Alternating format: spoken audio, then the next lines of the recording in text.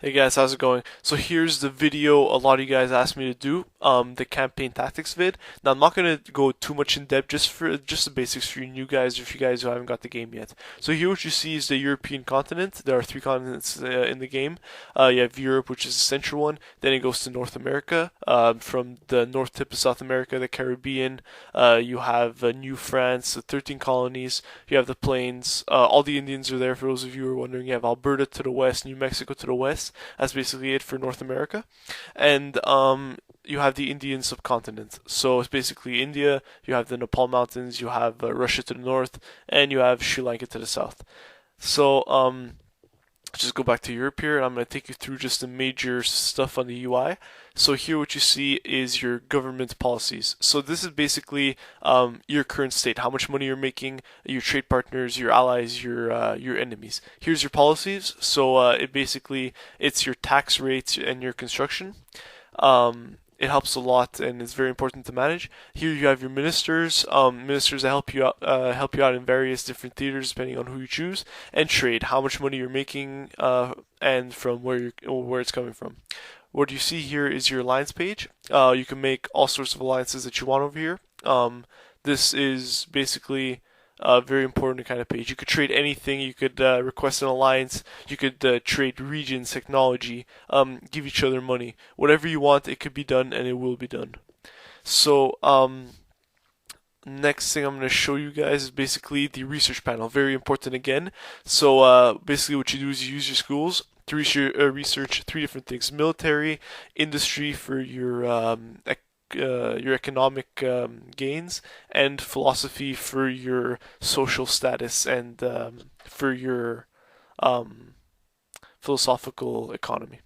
So, right here, the last little thing you see is basically all your generals, their stats, and basically how everything works out. So in Empire, you have two choices to go to when it comes to the campaign. You could focus on military or you could focus on economy. So if you focus on military, what you're going to want to do is basically build up troops and build up your buildings as fast as possible. What you see here, if you want to focus on military, I built a cannon foundry, a barracks, and you want to try to upgrade this stuff as fast as possible, so you get the best units as fast as possible. And especially if you're focusing on military, it's very important. You'd never want to stay back when you have your military, because the upkeep cost of your troops is very demeaning and is very expensive. So you want to always be pushing to the front and stuff. The second way is the economic way. Here you want to upgrade all your buildings to give you more money for your resources that you put in. For example, here a farm. You want to upgrade them because they also help with population growth. More population, more money you get. It helps by also giving you more money. And the main other factor in the economy is basically how you manage your cities by how much building you do and how much industrialization you do. So here's the first time I talk about the military. So when you're using your military, you want to be careful not to get into a war with too many different countries at the same time. So you see here, I'm at war with basically all the countries that are around me, with Holland, Hanover, Bavaria, etc. So again, if you're focusing on military, you always want to push your troops to the front and never keep them back, because it's just going to be a waste of money for you. So now let's say you're focusing on economy. What you're going to want to try to do, again, like I said, upgrade your stuff. Don't focus your money too much on building your military. Just make sure that you have enough troops in case someone attacks you. But it's very smart to start in your economy very early on. The main factor in your economy is basically your trade routes. So you want to build fleets to protect your trade routes, because they give you, I'm going to say, probably more than half of your income if you know how to manage them. So for example, you get trade from all the continents, and from all the trade routes. So for example, here you have trade coming from South America, from my trade routes there, basically sugar and tobacco, and they all come to one central area where your government profits off them. The other major thing, guys, the technology trees, very important, and make sure that always at all times schools are researching these things. They are very influential in how your campaign turns out. So here I'm going to talk about the first of the special units, the bishop. Now the bishop is very important because he helps convert other religions to your religion. This is especially useful when you're trying to invade a region that has a different religion than yourself. For example, here the Indians are pagan, I'm Catholic, and the reason this helps is because it decreases the amount of happiness lost when you take over a new territory. So the other special agent that you see here is the rake, and he's very important as well. He's basically a high-class assassin who can take out resources and spy as well. Now, a third special unit is the gentleman.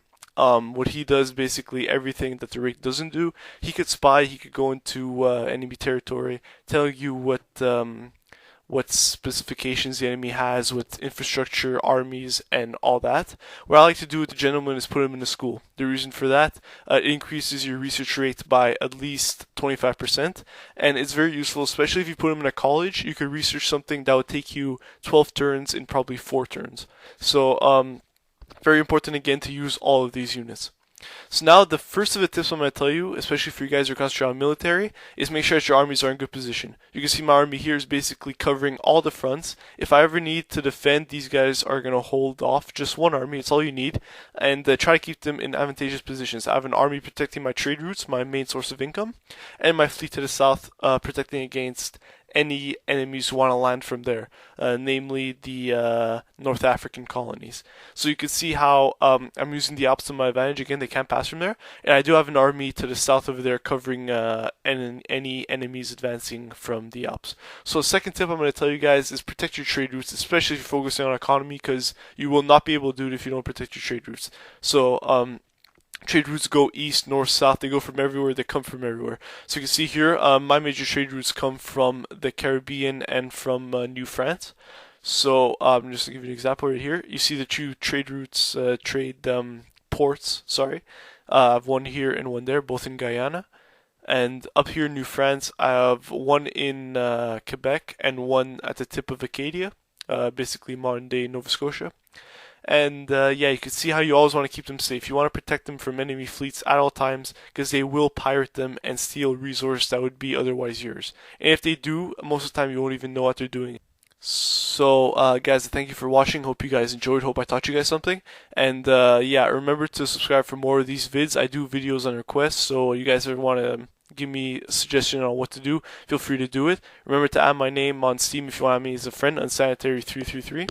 And thanks to all my subscribers. I really appreciate what you guys do. And if you ever want to send me a question, please send me a PM. I appreciate it a lot, and I'll try to answer you as fast as possible. Thanks.